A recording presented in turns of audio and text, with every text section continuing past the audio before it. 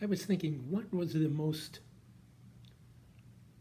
rewarding and what was the most difficult trip that I ever took to Cuba? Well, they're all rewarding. Some of them are more rewarding than others. And the difficult ones are usually difficult because of certain situations. But in 2016, in October 2016, Hurricane Matthew hit Baracoa in Guantanamo, Baracoa especially, and devastated it. I had a trip planned to Guantanamo in Cuba the next week after that. So we were in Guantanamo and drove up to Baracoa probably 5-6 days after Hurricane Matthew hit. The devastation was left me speechless.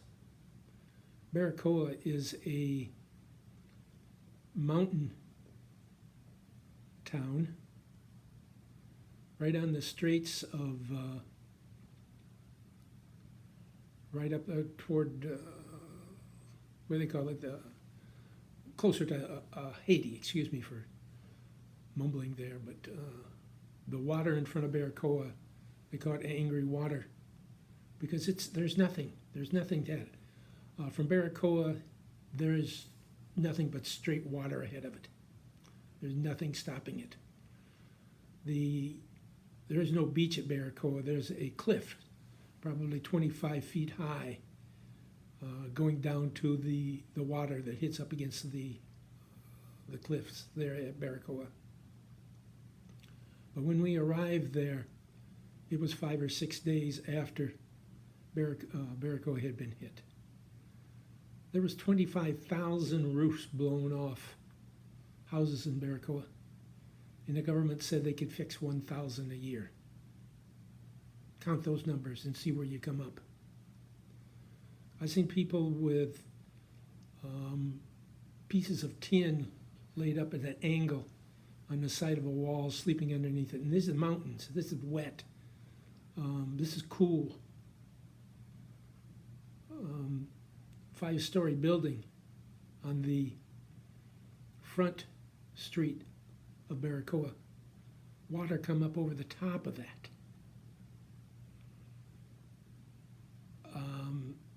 Front street totally wiped out.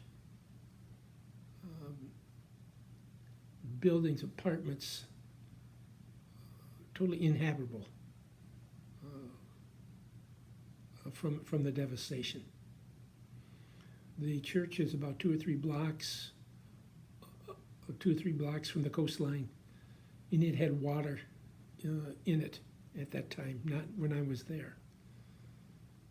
But total devastation. The bridge from Baracoa going to Moa was wiped out, and they had put together a cable, made like a cable car, that we took the boat over to tow, and stood in a house church of a pastor that was completely devastated. And he had fixed it so he had a roof on it at the time that we were there. And you could see through the walls all over. It was him and his wife and 4 boys. And I asked, where did you go during the hurricane? And it's no different than the United States. They went to the bathroom, which they never had a bathroom. So they went in the middle of the room, put their arms around each other, and just hugged and prayed. Went past a palm farm. He raised palms and used the dates and sold them. He had 200, better than 200 royal palms laid over flat. He had nothing. nothing left. And that was so amazing when you see the mountainside, these royal palms that are so they can wave in the wind, laid flat, the whole mountainside, the trees laid flat. Total devastation. Total devastation. And the people walking around, kind of in a daze. I never seen anything like that. Blacktop roads washed up, gone, gone. I've been to Baracoa before, and I rode on the blacktop roads, but the blacktop road was gone. The waves in rocks as big as cars were moved because of the water. That was a tough trip. And to come back to the United States and talk about that. And then the United States got hit too. That was one of the more difficult trips to Baracoa. And one of the more rewarding trips was to Baracoa. The Baracoa the next year. Yes, the next year. We went back to Baracoa. I had worked with Alan Spears with Agape Flights, and we had purchased cooking oil, rice, beans, powdered milk, soap, large amounts, very large amounts of cooking oil and rice and beans and soap, and we took it back to Baracoa to distribute it to churches and families that were still devastated from the hurricane. And a lot of Baracoa in that 1 year, it didn't look a lot of difference. It didn't look any different than what it did the day I was there a year ago. But we had this food, and we had to store it at the Methodist Church there in Baracoa. Well, no, we never had it stored. We had taken a Sal and I and Alan, and Lisi and Mary. We transported it up there. We purchased it in Myrie, and Sal had bought some ahead of time, so we were able to get all this food for them. And the pastor at Baracoa notified Toe, pastor over there, and other pastors, and just people in Baracoa, that there was food here to be distributed. They come in horse carts to pick up the food. We distributed as equally as we could. We prayed with them. This is a year afterwards. This is a year afterwards. And it was so rewarding. It was so great to be able to give this food to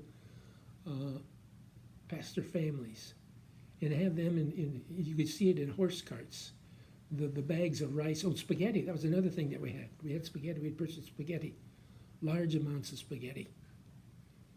And this was given out to the people there.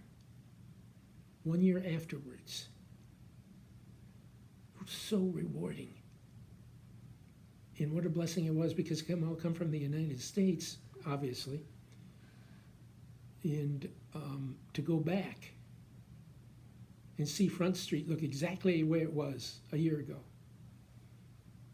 People were living in some of the apartments. They weren't living in there legally, but they were living there.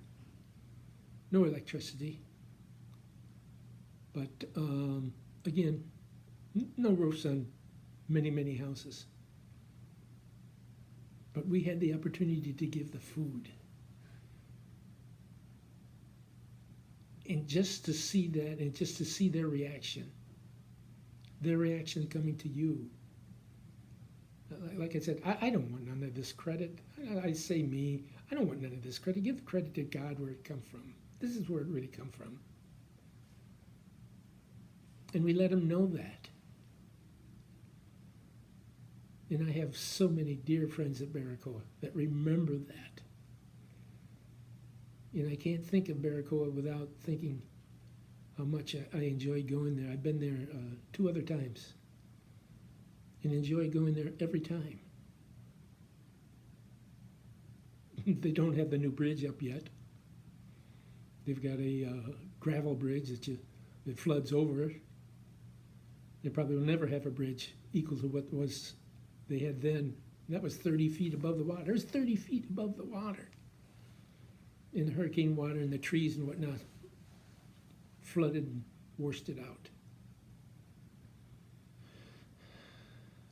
You cannot believe the power of a hurricane wind and hurricane damage. But another thing you cannot believe is the power of Jesus Christ when it comes to helping people. And they open up their heart in the love that they can give and understand that this comes from God. This comes from God, this gift of food given 1 year later. And you go to Baracoa, it's still now. This is 2020. You will see damage from many places without roofs. You'll still see damage of that hurricane. But that's the most rewarding and the most difficult. In the same location, 1 year apart. Wow. I love telling that story because I come home from Baracoa heartbroken, but went back and could be able to help. That's what's really great. Thank you, God, for that.